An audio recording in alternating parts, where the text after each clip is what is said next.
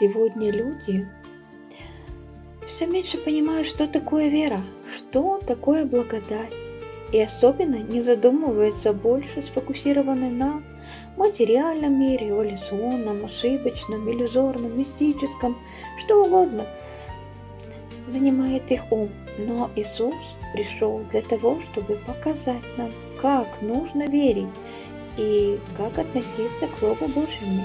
Что, если мы добавляем или убавляем, то тогда, когда мы убавляем, наше имя будет вычеркнуто из книги жизни, а когда прибавляем, то нам могут добавить еще проклятие в нашу жизнь.